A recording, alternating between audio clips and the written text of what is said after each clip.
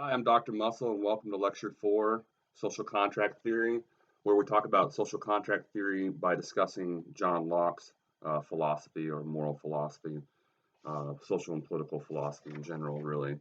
We've already been introduced to John Locke, talked about him, indirectly in our previous lecture when we talked about Thomas Hobbes. As I emphasized in that lecture, Hobbes and Locke have a lot in common.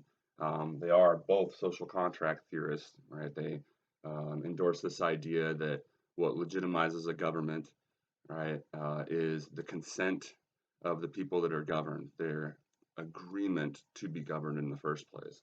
Of course, there's a lot more to it, and as we've already discussed, Hobbes and Locke, while they offer a lot of similarities across the board, they do offer important differences, and we've already discussed a few of those, but those become even more appreciable in this lecture.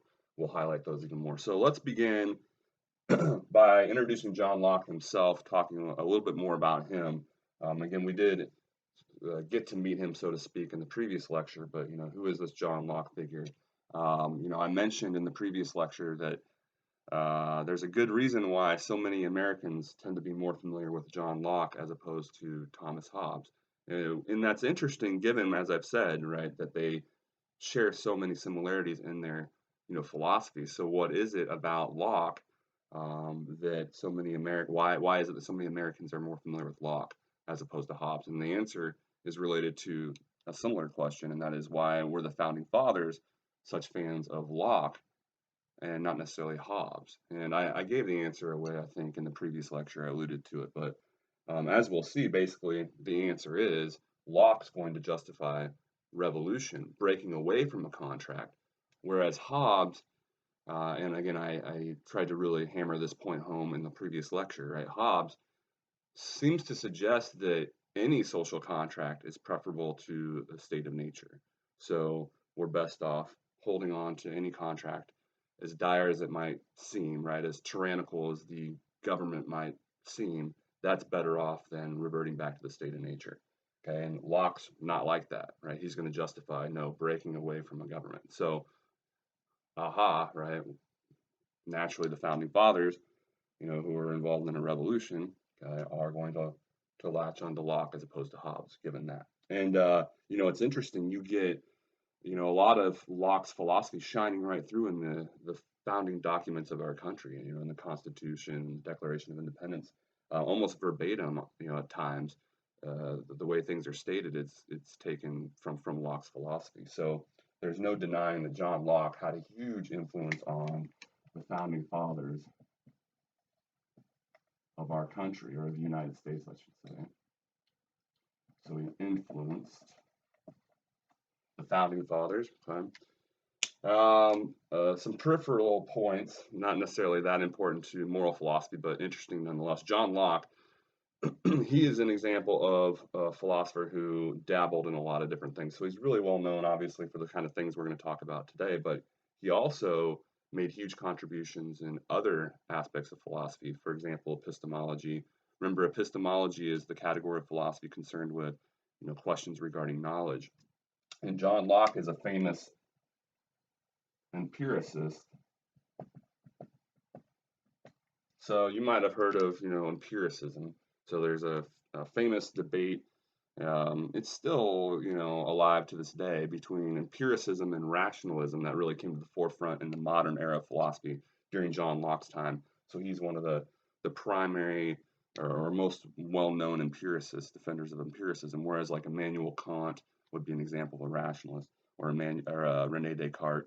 So what is this debate about? Very briefly, again, this isn't related to moral philosophy per se, but basically the debate's about how we acquire knowledge. So, disregard what it is we claim to know at the moment, right? The issue, rationalism versus imperialism or empiricism. The issue is, how do we acquire that knowledge? How is it that we come to acquire the knowledge that we have?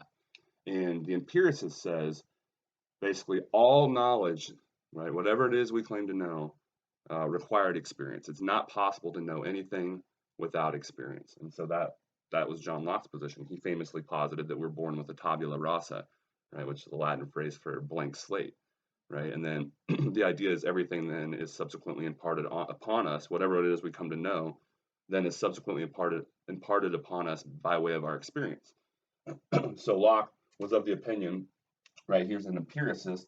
He's of the opinion that we can't come to know anything without experience. Whereas the rationalists, they would suggest that there are certain kinds of knowledge, for example, mathematical knowledge, say 2 + 2 = 4. The idea is we don't need the aid of experience to come to know those things.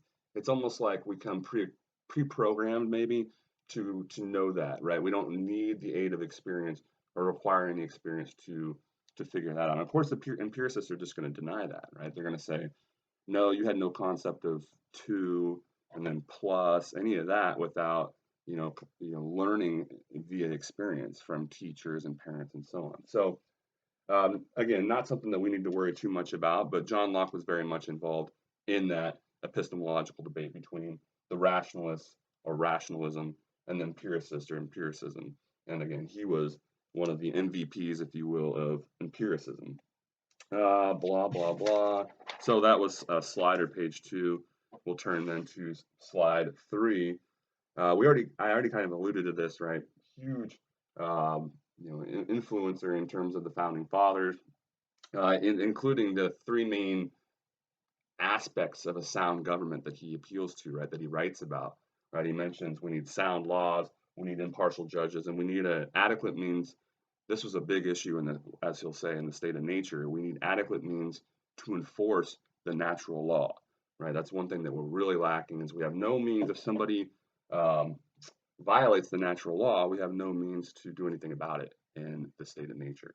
Okay, so we need sound laws, impartial judges, and a way to execute the natural law, right? To enforce it. Right? And again, that's basically the gist of it's going to be, he's not nearly as pessimistic about the state of nature as Hobbes is, and we alluded to that last lecture. But still, we can improve, right?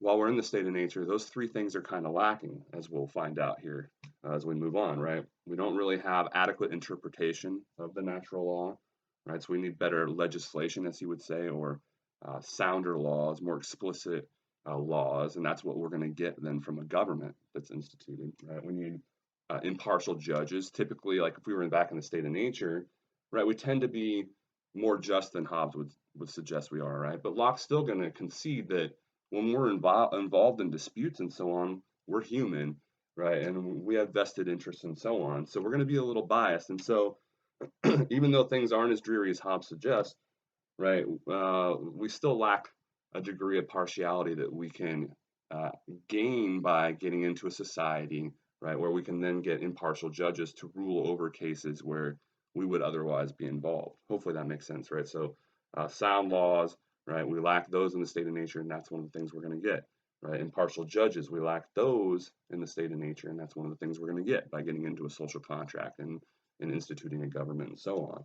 All right, and then we need an enforcing body, an executive branch, right, to then enforce that social contract or whatever agreements we've made, and whatever the judges, impartial judges decide, right, to enforce the penalties and so on. So he appeals to these 3 main aspects of a sound government, and lo and behold, what do you see shine through in the founding fathers and what they suggest about a sound government? Those 3 very things are exactly what they home in on, right? And they correlate then to our 3 branches of our government, right? The legislative, judicial, and executive branches as outlined in the Constitution.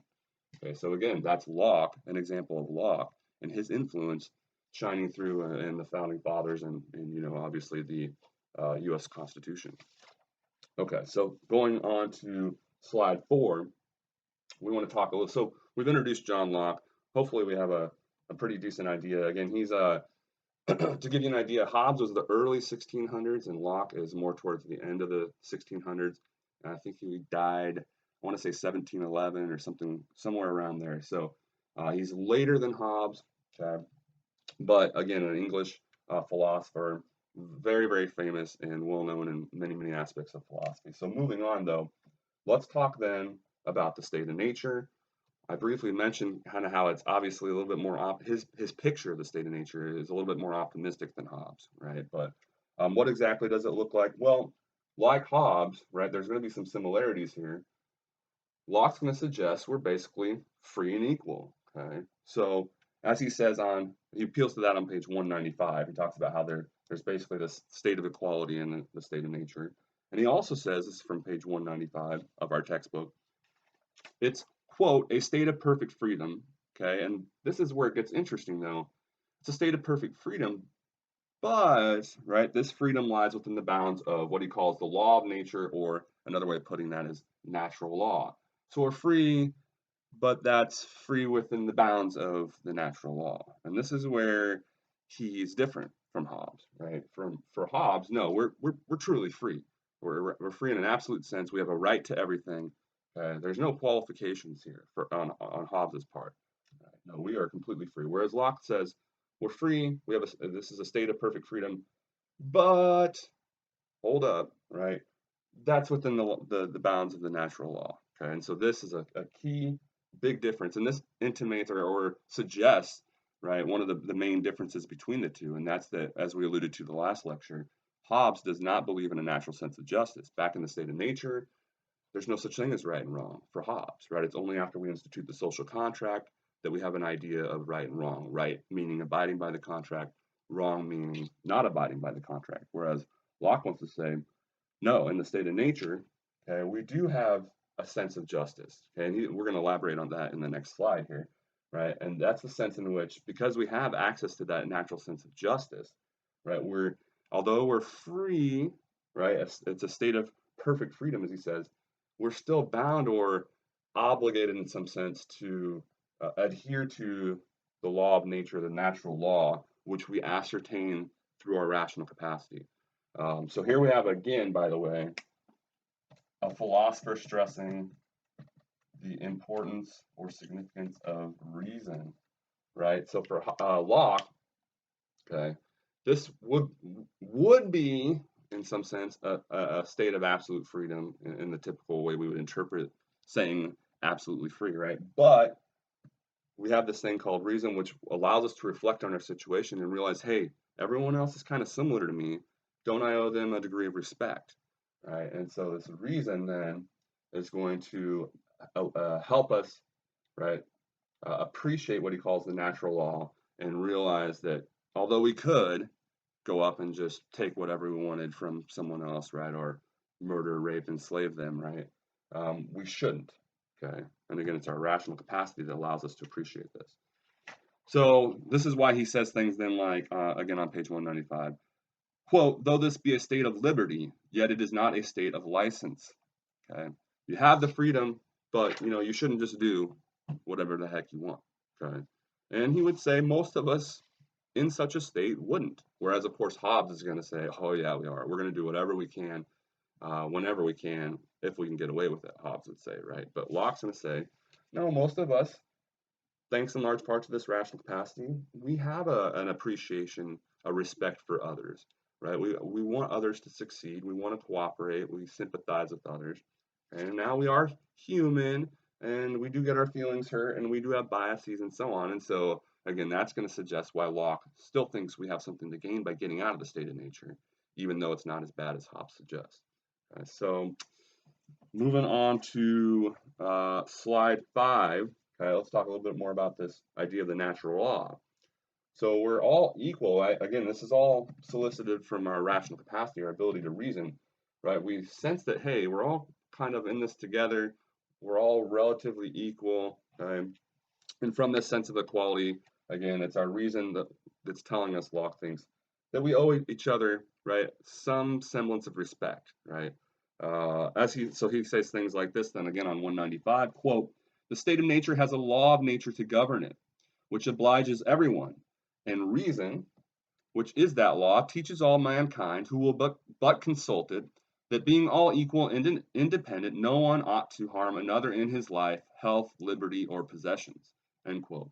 And then similarly, again on 195, going on to 196, he says, quote, when his own preservation comes not in competition, ought he, as much as he can, to preserve the rest of mankind. And again, it's our reason, our reflective capacity that allows us to sort of figure that out, Locke says. Of course, Hobbes is just going to flat out deny all that. He also is a big believer in reason, but of course for him it's an egoistic tool to further our own interests and our chances of survival and flourishing. Whereas for Locke, it seems to have an endearing effect where not only does it tell us, like Hobbes says, how to further our own interests and survive and flourish, but it also is the reason why we have some appreciation for everyone else, right? Who's engaged in the same everyday struggle to survive, right? And it's the source then, according to Locke, for sympathy and respect and this desire to cooperate with others. Uh, so again, big difference, right? This suggests, right, Locke is a believer in a natural sense of justice, thanks to our rational capacity. We're not going to just go and it's not going to be as dreary if we're in the state of nature as Hobbes suggests, right? We're not going to go and pillage one another and try to hoard goods and steal from each other and so on and so forth, because this rational capacity, which is common to and guides us all, allows us to appreciate that we're all going going through the same thing, more or less. And so, turning our attention to slide 6, we have this ability, right, to access and appreciate this so-called natural law, according to Locke. And then, so too, we have this, or we ought to feel the license, right, or have the license to then punish those who do not comply with this natural law, right? Human beings who have a rational capacity and yet refuse to offer the respect due to others, right? So he says, look, if this natural sense of justice is violated, if this natural law is violated, there's two justifications for then harming someone, right? We have the idea of restraint, right? Restraining them, not allowing them to continue to do what they're doing, right? That's harmful, and then also maybe punishing them for the sake of deterrence, right? So that they won't continue to do it. And then also we have you can punish or harm them for the sake of reparations, right? Getting something back. If they stole something from you, right, we might take 10 of their bananas, right, as a form of reparation and making things equal again, so to speak. Okay, and he thinks, look, wherever we find ourselves, whether it's within a society, under a government, in which case the government will do this sort of thing for us, right? Or if we're back in the state of nature, we have license, okay, to interpret and enforce the natural law. Okay? And if we're back in the state of nature, then we can take it upon ourselves when people are violating the natural law to do something about it. And for those two chief reasons, typically restraint and reparation. Okay? So ultimately, as he says in the state of nature and in commonwealths, quote, each transgression or violation, right, of the natural law may be punished to that degree and with so much severity as will suffice to make it an ill bargain to the offender, give him cause to repent, and terrify others from doing the like. And that's actually not included in the text that we have, but it's from right around there in the original document. Okay, so I've already intimated, why it is. So if it's not as pessimistic and dreary as Hobbes says, why do we need to get out of the state of nature? Because we're still human, right? We still will make mistakes. Locke's going to suggest, right? We'll still have biases. Especially when we're involved in transgressions, right? If somebody's violated us, we're going to be especially upset in those instances. Or if, one of our close relatives is violated, we're going to be upset. And, Locke's going to suggest we're better off in a situation than when unbiased, judges would be involved as opposed to us, right, who are clearly biased, right? And so, again, even though we all have access in the state of nature to this natural law, we can all glean what it is and what it looks like thanks to our rational capacity. Our ability to interpret it, judge cases where there's been violations of it, and then enforce, punishments and so on when there's been violations of it. Our ability to do all those things is hampered in the state of nature. And so we still have things to get by getting out of the state of nature then. Okay? It's not as dreary and bad as Hobbes suggests. We don't have as much to gain as Hobbes suggests, Locke says, but we still have a lot to gain by forming a social contract, escaping that state of nature, getting out of it, forfeiting, just as Hobbes said, some of our freedoms and abilities we had in the state of nature for then a greater sense of security, right? Because everyone else is doing the same thing. Again, we've formed a contract where I agree that I won't do whatever I want, and you too agree that you won't do whatever you want, right? You won't do all these certain things that are specified, and I won't do them to you either. Okay? So there is a purpose for a government. There is a reason why, again, we ought to enter into the social contract, and that's what I get at on slide 7. Okay? So he says things, and this is furthering what I was just getting at. He says things on 198 of our textbook. Quote, it will be objected that it is unreasonable for men to be judges in their own cases, that self-love will make men partial to themselves and their friends, and on the other side that ill nature, passion, and revenge will carry them too far in punishing others. Okay, again, we have our biases. We're not perfect. So governments are going to help ensure, right, the forming social contracts and then having sovereigns in place or governments in place to enforce them. They're going to ensure fairer interpretation, judgment, and then enforcement of the natural law. As he says on 198, quote, civil government is the proper remedy for the inconveniences of the state of nature. What I find interesting, and I think what's really worth emphasizing here, is almost immediately after he describes the benefits of entering into a social contract, submitting to a sovereign or a government, right, and so on. He then turns his attention to warning us, right, about the possibilities of government corruption, right, the sovereign becoming corrupt. It's almost immediately, right, while it's for our best interest to submit to a social contract and to a sovereign, look out, right, because, hey, the sovereign, he or she is human or they are human as well, right? So ultimately, for the same reasons we got out of the state of nature, right, because we're biased and so on, those same problems can creep into governments themselves, right? And so he immediately starts to warn his readers, be on the lookout, right? Yes, it's good. It behooves us to enter into a social contract, but whoever's running the show, right, they're human, and so they're liable, right? They're susceptible to the same biases and same inevitable, not necessarily inevitable, the same types of corruption are possible for them as well. Okay, so, and this is what's interesting. I mentioned this before, right? That for Hobbes, it's almost as if any contract, social contract, and so too concomitant government is preferable to the state of nature. But for Locke, he actually emphasizes the opposite. He says, look, we're better off back in the state of nature than we are under some tyrants, right? And that's what he gets at on page 198. He says, with respect to a corrupt monarchy, quote, much better it is in the state of nature, wherein men are not bound to submit to the unjust will of another. So is it a surprise that the founding fathers, right, bought into Locke, right, and what he's saying? I mean, when he says things like that.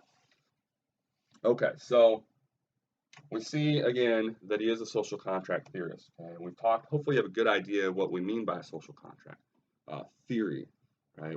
You come together, you submit, right? You've given your consent to be governed by the sovereign, as Hobbes would say, right? This again a fancy word for a government that's going to then, right? That government then is tasked with enforcing the social contract.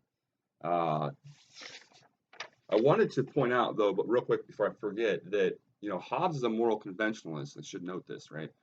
He thinks it's something we've created, right? That it's in the sense that it's for our own interests. Whereas again, Locke, no, it's something that's there, right? It's natural law. It's natural. Even in the state of nature, right? We have a sense of morality that's there that we can access. Okay, it's through our rational capacity. So it's not something we've created, right? Rather, we access it through reason, and it's there for us to access, according to Locke. So I wanted to point out that again, when it comes to moral conventionalism,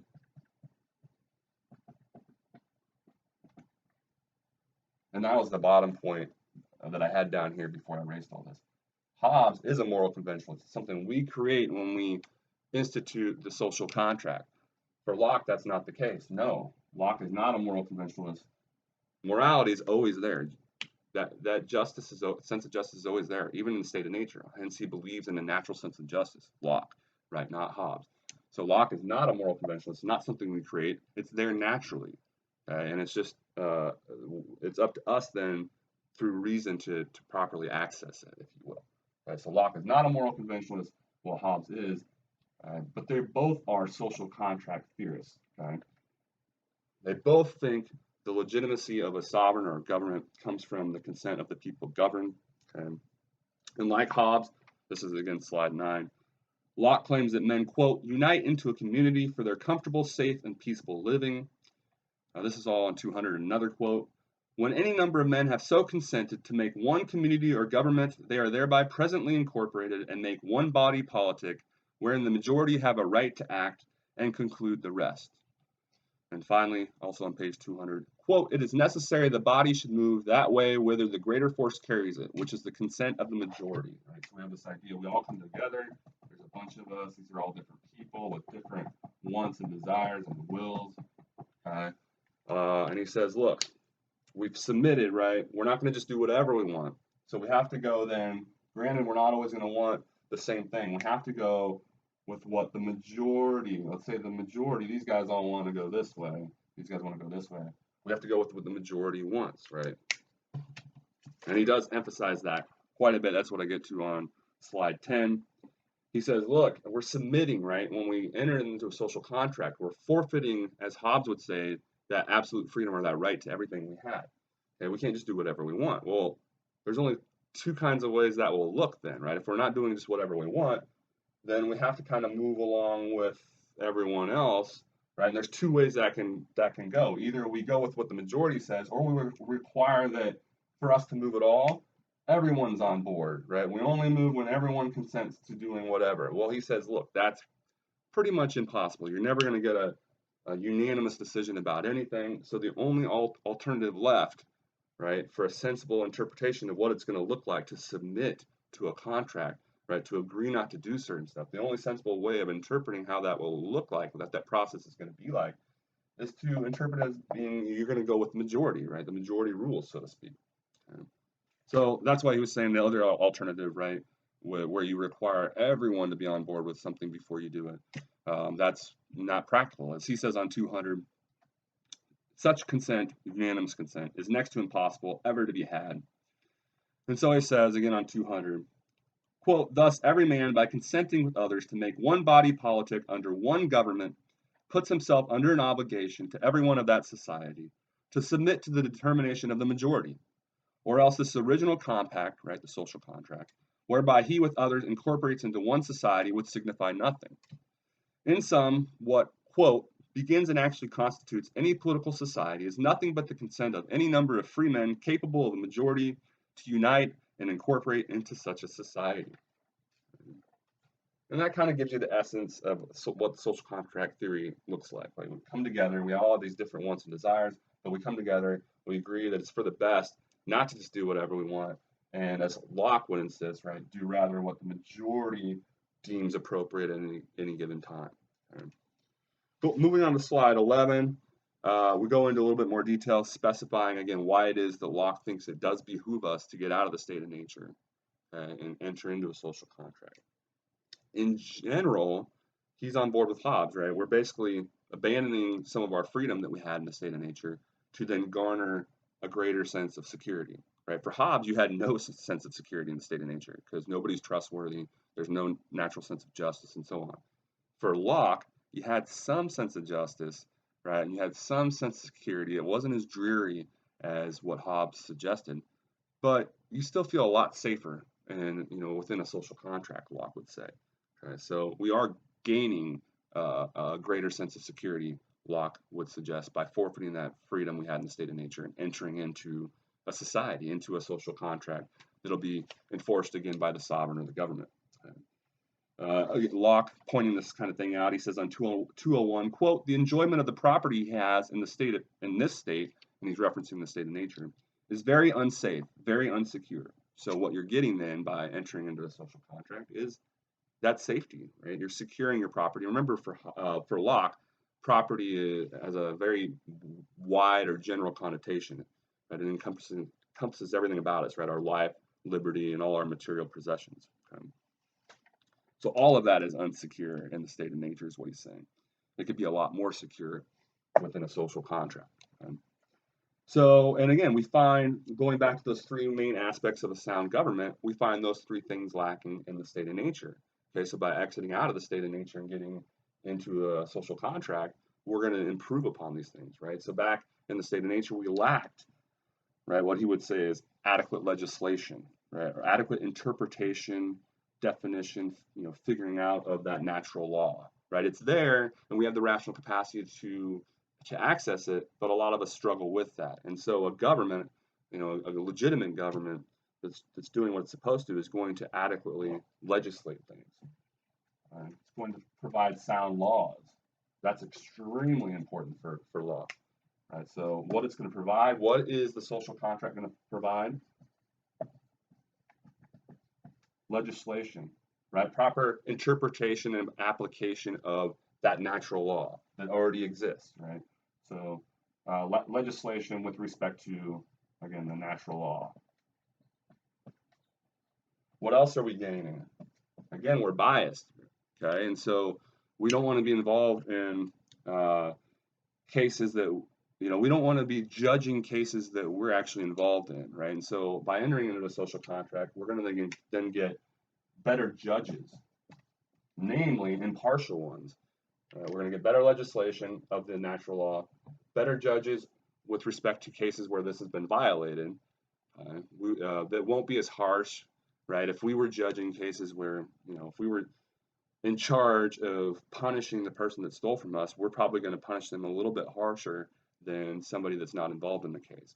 Okay? That's what we get by getting into the social contract. We gain access to these impartial judges. And then, and I would say, although Locke really emphasizes the importance of this, this one seems to me, extremely important, right? Because we completely lack this, some way of enforcing, I'll say just enforcement, adequate enforcement of, right, the natural law. So when you have instances, for example, where it's been violated, doing something about it, being able to do something about it. Okay, we're oftentimes, if we're in the state of nature, are we going to be in a position to do anything about Beavis over there who stole our bananas? Maybe not. Whereas when under a social contract, right, we can call the police, and then we can, take them to court, and then we have the prison system and so on to do something about it. That's the idea here, and that's what we're getting out of entering into a social contract according to Locke. Okay, so turning to 12. Again, don't forget though that the government is just as susceptible, Locke wants to warn us, as we were in the state of nature, almost just as susceptible to the same sorts of issues, right? Biases, corruption, and so on. So we need to, one of the big points of emphasis for Locke is the need to sort of place checks and balances on the government or on the sovereign that we put into place. We need to place adequate limitations on the government, on the sovereign, which is really the opposite point of emphasis that you saw with Hobbes. Remember, for Hobbes, no, we need to endow that sovereign with absolute power. We need to make it extremely powerful, the government, so that then all of us greedy, self-interested humans that would otherwise try to get away with stuff whenever we could, we will in fact actually abide by the contract, right? So again, Hobbes immediately emphasizes the need for a very powerful sovereign or government. And here you have Locke almost immediately emphasizing the opposite. Be careful. Whatever government we institute, right, whatever that sovereign looks like, hey, that can benefit us in those ways we just enumerated, but the government or that sovereign can also screw us over. Okay? So we need to be careful. And one way to sort of capture this point, right, is this idea of consent, right, with social contract. Okay, with Hobbes,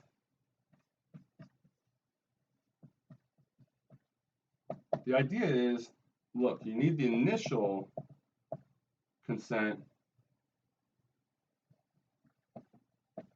of the people, right? When they first come to form the social contract, they all need to be on board. But that's it. At that point, then, the sovereign needs to have the power to do whatever it wants or needs to do, okay, for the sake of being powerful and, striking fear in the people that are being governed. Otherwise, they're going to try to be the sneaky devils they are. Okay, so the sovereign only needs the initial consent of the people governed. Whereas for Locke, you have this emphasis on no. You need the initial and the continued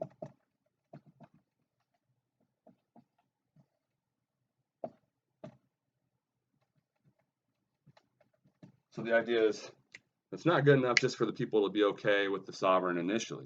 No, they have to constantly say, yeah, I'm down with that sovereign.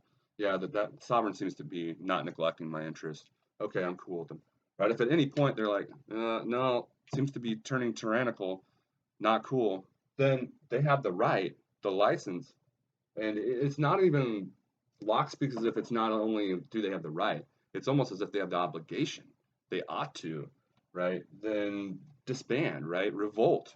Say, no, we're done with you. We're done with this contract. It's not in our interest anymore. You're neglecting our interests. Okay, so it's interesting here because you have, again, completely different points of emphasis on the part of Hobbes and Locke. And so that comes out in this distinction, right? Hobbes is requiring, says the sovereign only needs, and so too the social contract, right, the sovereign is enforcing. It only needs the initial consent of those governed. At that point, right, anything goes. The sovereign's free to do as it pleases, and you need that kind of power in the sovereign for the sake of adequately being able to enforce the contract in the first place. Otherwise, people won't fear the sovereign and they'll do whatever they want. Whereas Locke, again, no, it's not just the initial consent. You need the initial and the continued consent of the people. The sovereign needs the continued consent at all times of those governed. Without that, then revolution is justified. And again, you see then why the founding fathers were big fans of Locke. Sign me up for Locke, right, and not Hobbes. Okay. Blah, blah, blah. I mentioned, but I'll just repeat, right? He's a big fan, especially of that first thing we gain, proper interpretation and legislation of the natural law, right? Which would be like the legislative branch of the government. So he does emphasize how, that is, it seems to him almost the most important, right? But we also get all three of the other two things as well. But I wanted to emphasize that because that is a bullet point here on slide 12. Otherwise, we made those points. So we'll move on then to the last slide, slide 13, where we'll really hammer home the major differences. So before this, I want to preface this discussion by just reiterating that, look, these two, despite these significant differences we're about to highlight again, these two actually say many of the same things. 95%, right? At least moral and political philosophy, their moral and political philosophy very similar in the way they describe things, right? They're both social contract theorists and so on. So don't forget that. But having said that, right, they do differ in three significant ways, and especially when it comes to their moral view, right, which is why we're here. So without further ado, how do they differ, right? They differ in terms of that fundamental view of our human nature. So this goes back to that difference that we've been hammering home throughout the last lecture in this lecture, right? Locke is much more optimistic. Okay? Hobbes much more pessimistic. But I do think, and I reiterate this point on slide 13 here, go back to page 184 and 185 of the textbook, right? If you are not on board with what Hobbes says, right, what about his point that we're still, even when we're actually within a sovereign, right, or are governed by a sovereign, within a social contract, with the policing force in place, right, we still lock our doors, we still lock our chests within our own houses from our own family, says Hobbes. I don't know about you guys, but apparently they still did that in Hobbes' day at least. And I mentioned last video, I think, that at some point whenever I teach this in class, somebody's like, well, I don't lock my door. And then I say, well, what's your address? And I write it up here for everybody, right? The idea that's a pretty compelling point, on Hobbes' part. Even when we have a social contract in place, look at all these measures we take that seem to be indicative of a lack of trust of one another. Right now, imagine that in the state of nature. Right? So very big difference there. Okay? Again, Locke, much more the optimist, in part because of our rational capacity. He says we have this ability upon reflection to appreciate how similar we all are. Right? And in that sense, how equal we are, or at least we should be, he says. Big difference, and this is arguably the main difference for us, right? Their view of a natural sense of justice.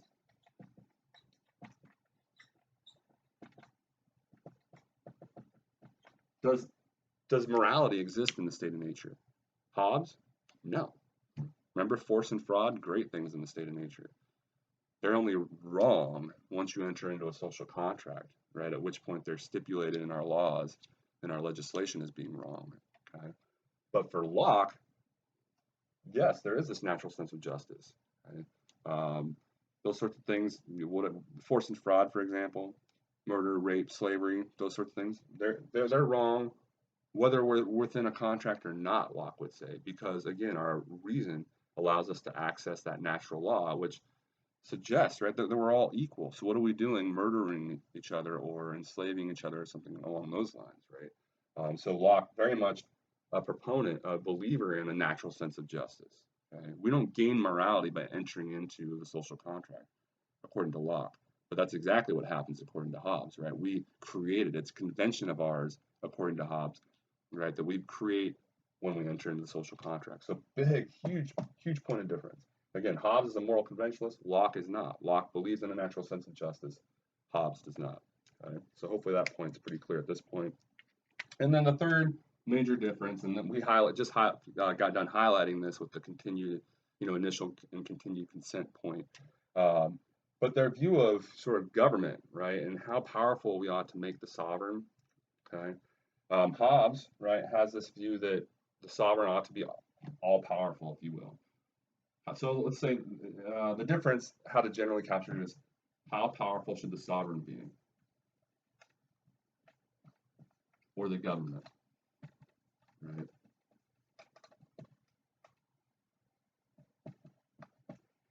For Hobbes, better be all powerful. Otherwise, this whole process was pointless, right? The social contract. Remember the quote. I forgot how it goes exactly, but agreements without swords are basically worthless, right? Without the threat of actually doing something, if you don't abide by what you said you're going to do. If there's no threat, people are just going to make all these agreements and not do any of it, right? So you need to have a very powerful sovereign in place that strikes fear in the people so that they actually comply with the contract that they agreed to in the first place. Okay, otherwise, it's all moot. This was all pointless. Okay? You have to have an all-powerful sovereign in place, or none of it's going to work, according to Hobbes.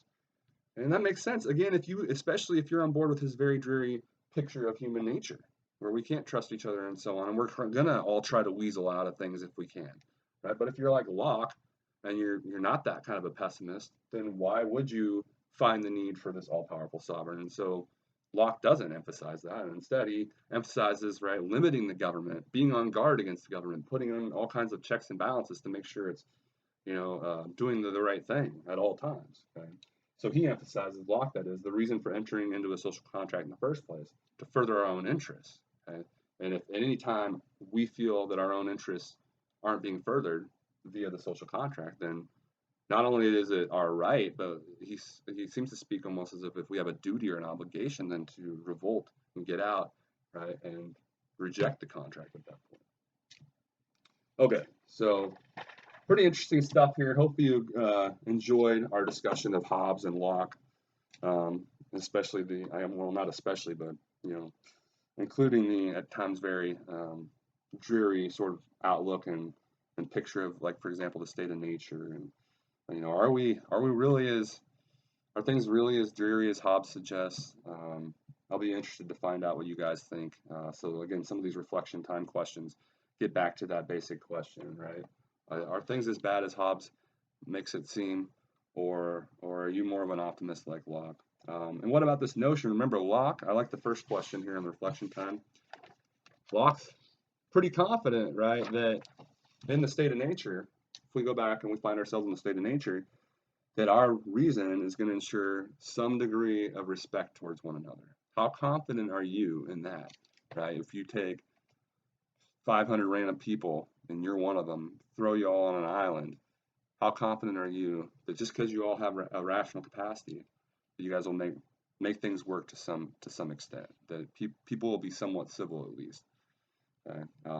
Hobbes is going to say, no, it's going to work out just like Lord of the Flies, right? You might start off promising, but it doesn't matter if it's, young boys or middle-aged men or women. It doesn't matter who these people are. If they're human, Hobbes says, it's going to slowly devolve into war, just like it did in Lord of the Flies.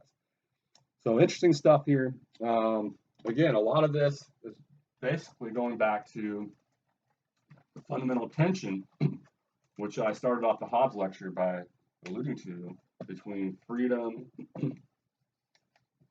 and security. Then we have the state of nature here, or anarchy, if you will, right? There, now very few of us are anarchists. Maybe there's some of us, right? But most of us are going to say, hey, got to move this way. Well, again, how far? How far do we need to move? Now, Hobbes would seem to be, given his extreme lack of trust in anyone, that we need to give up a lot of this, right? We're going to need to move pretty far. Or Locke, maybe not so much. And what's interesting, right, this is a nice segue then to our next lecture, lecture 5, where we'll introduce John Stuart Mill, a very interesting philosopher who's also going to be on board, right, with the notion that we need to move this way. But how do we go about that process? And so it's an interesting discussion, this idea of our personal liberties. How do we go about limiting personal freedoms, individual liberties, right? Granted, we need to make some concessions and do this to some extent, right? Mill's also interested in this sort of issue. Well, how do we go about doing this? To what extent is it permissible to restrict people's individual freedoms, and on what grounds? And so in the next lecture, we'll talk about John Stuart Mill and his famous views regarding paternalism, this idea that it's okay to restrict someone's what they're doing for their own benefit, right? I can't let you do that because it'll actually hurt you, right? Mill has some interesting views on that idea of paternalism. He offers his famous harm principle as a starting ground for how we ought to decide when it's permissible to step in and restrict someone's freedom. So he's trying to tackle this very issue, and so we'll have some more interesting discussions ahead of us. He also talks about we'll have some discussions regarding censorship, right? A very much related issue, right? Because you're stepping in and you're infringing on somebody's individual freedoms when you don't allow them to view certain stuff, for example. When is that permitted? Should it be permitted at all?